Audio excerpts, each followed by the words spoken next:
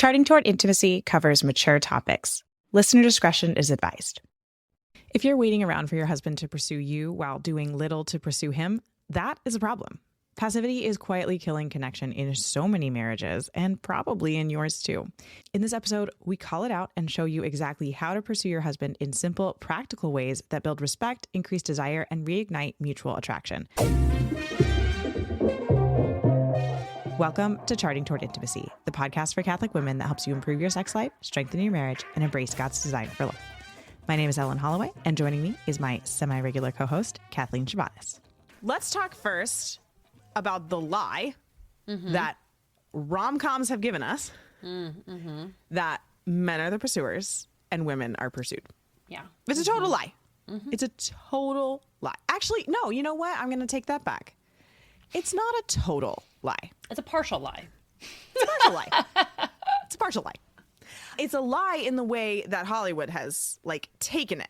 Of in a relationship, the man should pursue and the woman should be pursued. Now, here's the reason why it's not a total lie.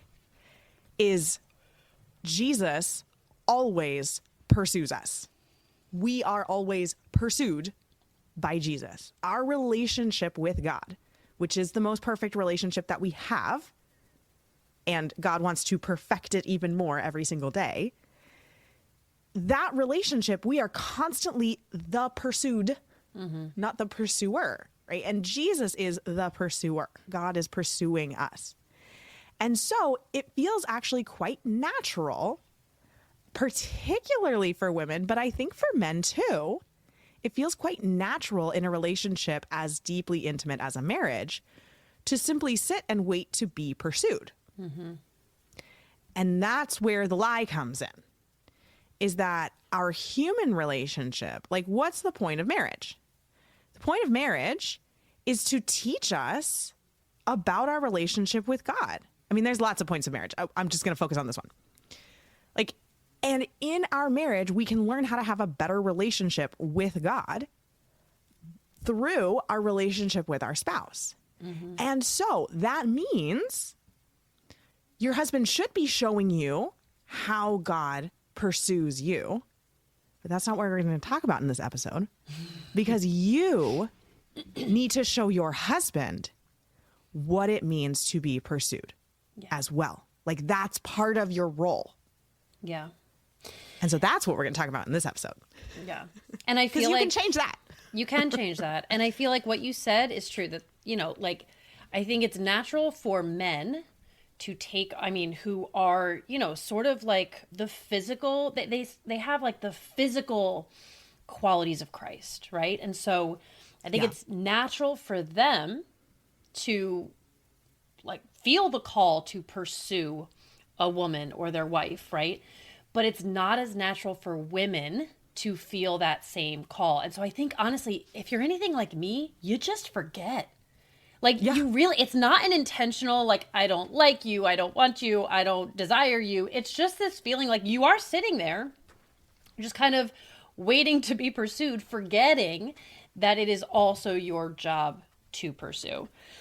And so I think, just finding a way, and usually when I'm super forgetful, right? I'm a very forgetful person, very disorganized, very forgetful. And when I pinpoint these sorts of things in my life where it's you know what, I really need to remember to do this more, or to remember to think about this more, I usually ask the Holy Spirit to remind me, right? It's just kind of you can always set up reminders in your phone and stuff like that for random times in the day. Which if you want to do, great. Every day at noon, hey, totally works. Pursue my husband today, right? How are you pursuing your husband today? You could do that. Again, I struggle with organization, so I usually end up asking the Holy Spirit, Holy Spirit, please remind me to intentionally love my husband today, to find a way to show him I love him, to pursue him in a way. Oh my gosh, I've got to tell you, I've got to share a story of, this is one of the students in my Want It and Enjoy It program right now, the cohort that I'm running right now. And she just shared this win with me, and I was like, oh, this is such a good win. Is that she was cooking dinner and just got this desire, this small desire to kiss her husband. And normally, like, she's in the middle of cooking dinner, right? We all know that feeling. Oh, where yeah. it's like, oh, whatever. Everyone stay away from me. I'd love to kiss my husband right now, but I don't have time for that. Like, Yeah. totally normal to be like, nah, I'll do that later, right? But she stopped what she was doing, like, paused, walked over to her husband's office. Like, this wasn't even just like he was there. And she gave him a kiss. Yeah. She stopped what she was doing, walked over to her husband's office, gave him a kiss, you know, hey, love you so much, and then went back to cooking dinner. Like, these are the kind of things we're talking about. It's not like, oh my gosh, you need to like create a balloon arch and, you know, welcome him home from work with a fanfare and like hire a string quartet for date night. Like, this is not what we're talking about. Yeah. These are very simple things that cost $0, right? It cost her $0 to go walk over to her husband's office. But like, that is intentional pursuit. Yeah. And that is what we're talking about. Yeah. I know, like, when we are thinking, like, well, how do I do this? Like, what are the things that matter? I think there's a couple things. Number one, we talk about all the time, love language, right? Like, Yes, we love love languages. We love love languages, but know your husband's love language, right? And think through that lens, right? So if he's a physical touch guy, okay, maybe that kiss is like that just like inflated his, you know, like he was just like floating on air, right? Floating on air, you're right. Yeah. Maybe if it's acts of service, right? Take the trash out for him that night, right? Maybe it's his job, but like, hey, love you so much. I got this today. You know, whatever. Just think through the lens of their love language. I think that's huge. And, you know, this is a topic that's been big in my marriage, right? That's just like a big struggle that we've had is like my pursuit of my husband and remembering to do it. And, you know, I kind of just like take him for granted and just like, you get caught up in, you know, raising kids and the busyness of life. And it's just like these things just don't feel, or they just don't feel natural to your day. But the one thing that I've really learned through all this is that they want so badly to feel respected. Right. Yeah. So like that's like a man in a way, like a woman wants to feel loved. A man wants to feel respected. So ask that question, right? Like, how can I show him respect, appreciation? How can I show him affection, right? That I see him. I see what he does. I see how hard he works. You know, I see him in his fullness, and I love and respect, you know, everything he does, who he is. What is it that you can do to show that, to get across that feeling of respect, right? And we have a great resource that I have used personally, because I really struggle with sort of like the creativity of like, okay, well, what can I do today? What are these things? There's a great book series. It's 2 books. It's called Wife in Pursuit. And then there's also Husband in Pursuit. And I think Ellen can link in the show notes. But yeah, they're in our Amazon book list. In our Amazon book list. Perfect. So it's by Ryan and Selena Frederick. You can do it on your own. Like, you can get the Wife in Pursuit book and just do it on your own, or you could do it in tandem with each other, where you each get a book. And if you do that, where you do it together, the challenges for each day line up so that, you know, but it's a 31-day challenge to intentionally pursue and love your spouse. And I will tell you, when I started going through this book, and started kind of like trying to do, I wasn't perfect with it, but when I started trying to follow through, my husband noticed. And he was so grateful, so appreciative. He said he felt so much more loved. And it's all through a Christian lens. So there's like little Bible readings, and then connecting the idea of pursuit to your relationship with Christ and prayer, and then translating that into pursuit of your spouse. It's a beautiful way to kind of go about it, I think. Yeah, I love the idea of having some resources, like in case you're just like, I don't even know where to start, right? Like, sometimes that can just be really helpful to just like have some ideas. Here's another one, and this one's free. Love that. Are you ready? Are you ready for what I'm going to recommend? What do you think I'm going to recommend? What are you going to recommend? I don't know. ChatGPT. Oh my God. I want you to go on ChatGPT and I want you to be like, hey, I want to pursue my husband more. What are 10 things that I could do this week? Like, what are 10 small $0, zero cost things that I could do to pursue my husband? Or be like, I want to send like text messages to my husband every day. Like, give me a couple of ideas. And you don't have to like verbatim do what ChatGPT does. It's just giving us some ideas. Like, sometimes it's so helpful to not start from a blank slate and be like, okay, what are some things that I can do? Yeah. Love it. Okay, so here's the thing about pursuing. And I think one of the reasons why it's so easy to like forget is because it's actually really scary to pursue. It's very vulnerable to pursue. We want to be wanted. Like, that feels really good. It feels really good to be wanted. But we don't want to risk wanting. Yeah. Like, that seems so, that can be really, really scary. And sometimes you might be listening to this like, I don't think it's scary. I'm going to say it is scary. And that's just like, it's shoved down quite a bit. Like, because we're very good at suppressing our actual feelings. And so I think there can be like, there's a big fear of rejection from our husband. There can be some resentment in our relationship. And we're not going to get into like healing these, because that's not the scope of this episode. I just want to kind of call out these things just to recognize like, this is why you might not be pursuing. And also I want to challenge you to pursue anyway. Pursue your husband, even if you feel a little resentful of something.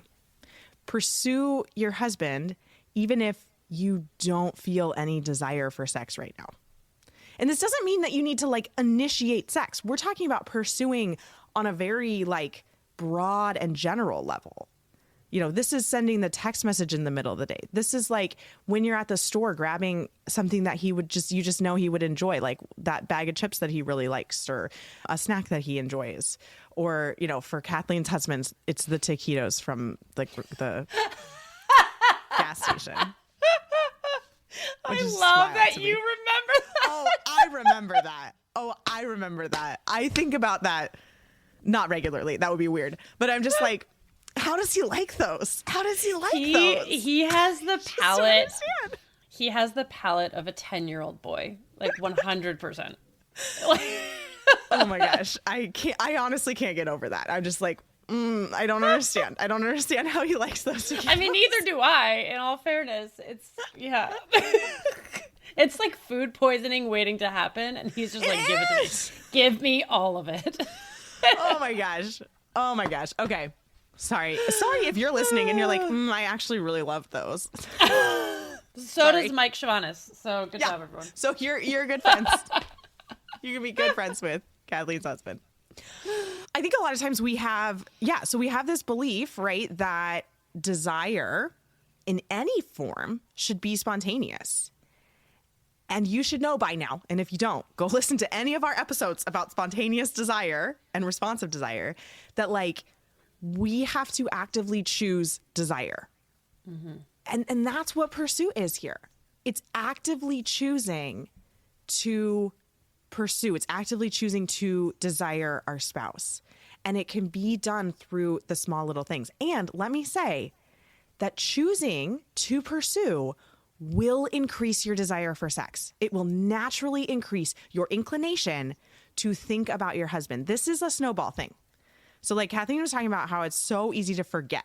And so like something really helpful, right, is like pick up that book and do the 30-day plan, right? And be like, I'm doing one of these every single day. Set the reminder in your phone. Like say every day at 12, I'm going to do something to pursue my husband. Because the more we do things like this, it's just going to increase our awareness of ways that we can pursue our husband. The more it's on our mind, we're going to remember more. And the more that we are pursuing our husband, the more that we're going to want to pursue our husband. So like just start with something small. Just make and like decide some amount to do, right? I'm going to do this every day for 30 days. I'm going to do this, you know, whatever. Yeah. But let it snowball. Can I give a baby step example? Yeah. I know, like we talk about initiating sex. And I think when we're talking about pursuing, initiating sex is the hardest way to pursue sometimes, right? Like Totally. it is the most So not a baby vulnerable. step. So, correct. Not a baby step. But, I think that for many men, not just my husband, but for many men, I think that their wife initiating sex is like the ultimate pursuit, right? So I want to give, because I am historically uncomfortable initiating sex. I want to give you a baby step that I have learned is really helpful in doing it a little bit more comfortably, a little bit like just again, little step into it, is just not saying anything, not trying anything. All you do is you get into bed naked. That's it. Just don't put any pajamas on. Don't get cozy. Just get into bed naked. Give him a hug. And then just go from there. I think that's been like one simple, again, it involves 0 word from you, right? The language of the body. That's what it is, right? It's the language of the body. You just get in. And it just opens this door, right? It just, without you having to say anything, it tells him, I am open to you, right? Like I am here with you and for you, right? Love that. Doesn't so involve much any easier. words. Doesn't involve any words. That's the best part about it, right? Yes. It doesn't involve any physical action. It doesn't involve any words. So if you are someone who's like, oh yeah, my husband would love if I initiated sex more, but like, I'm not doing that. That's too hard. That's like too vulnerable in a way that you can't handle it yet. Simple, easy thing to do. Just take everything off and crawl into bed. Yep. I love that so much. Yeah. Okay, so now let's talk a little bit about, to close out this episode, we need to call something out. Because if you've been listening to this and you're like, no, but I can't pursue, because if I pursue, then he's not going to pursue me. If you've had that thought, like that thought is from the devil. It is from the devil. Yeah. And you need to call that thought out in your own head and say, whoa, not okay. Intimacy thrives in generosity, not in leverage. Pursuing your husband and being pursued is not leverage. That is love. Pursuing. Like, you pursuing your husband is loving him. And your job as a wife is to love your spouse. Like, that is what you vowed, to love. Love is an action. It is not a feeling. Pursuing your husband is one way in which you can love your husband. Yeah. And then also why it's a lie is that if you pursue your husband, he's for sure going to pursue you back. Like, I'm just saying, like, that's just how it works. Yeah. Like, if he feels pursued, he's going to be like, oh, she really loves me and she, wants to be around me. And now I'm going to go do nice things for her. Like, this makes me think of, I think I shared this story on the podcast, but I for sure shared it on Instagram. But like, there was this hilarious milk incident with my husband where he left the like tiniest amount of milk in the container. And there were so many thoughts I could have had about this tiny amount of milk in the container. I could have been like, oh my gosh, why would you leave this? Literally like half an ounce, you guys. Like, it was the tiniest amount of milk. It was like this really, really small amount of milk. Right? And some of you heard me say that and you're like, ugh, it's the worst when they do that. I hate when they do something stupid like that and leave the tiniest amount of milk in the fridge. I did that. Okay, but then some of you were like, thought nothing of it, right? When that happened to me, my first thought was, oh my gosh, he knew I would probably want to have tea with a splash of milk in it. So he purposefully left the tiniest amount of milk, knowing that that was our last container. Like, we didn't have more milk in the fridge. So there were like 3 different thoughts that I could have had about this tiny amount of milk. Yeah. And I chose to have this very, very positive thought. I chose to have this thought that like my husband was pursuing me in this way. And you know what that made me want to do? It made me want to do nice things for him. Turns out it was totally neutral. Like he just measured an amount of milk and like that was what was left, right? And it was just like, so he just put it back in the fridge. It was like totally neutral what happened. But my thought made me want to do more nice things for him. Yeah. That is what pursuit does. Like literally throw that thought away. If you're like, but if I pursue him, then I'm going to become the pursuer in our relationship and he's going to get lazy. No, he's not. Like your pursuit of him is going to encourage, like he's just going to want to pursue you, because think about the nice things that your husband does for you. When he does one of those nice things, you're like, oh, well, I want to do something nice for him. You know, like it is this natural, again, I was talking about the snowball thing, right? You pursuing is going to snowball you into wanting to pursue him more. But then also you pursuing is going to snowball into like you and your husband pursuing each other more in your own relationship. So it can feel a little scary. It can feel vulnerable. You might have like a fear of rejection or something like that. But again, start with baby step things. Give him a kiss, you know, pause dinner, give him a kiss, right? Or just, I mean, there's so many little things. Again, I really think like leverage AI for this one. And just be like, give me 50 ideas, right? And like 10 of them are going to be good. Just throw out the ones you don't like. Yeah. And go from there. Start pursuing your husband. I love it. Thanks so much for listening. If you have ever gotten any value from this podcast, could you do me a favor really quick? Go into the podcast app that you are listening in. And if it gives you an option to rate and review, please rate and review this podcast. It helps us so much in reaching new listeners and spreading the word about this podcast. Thanks so much for listening.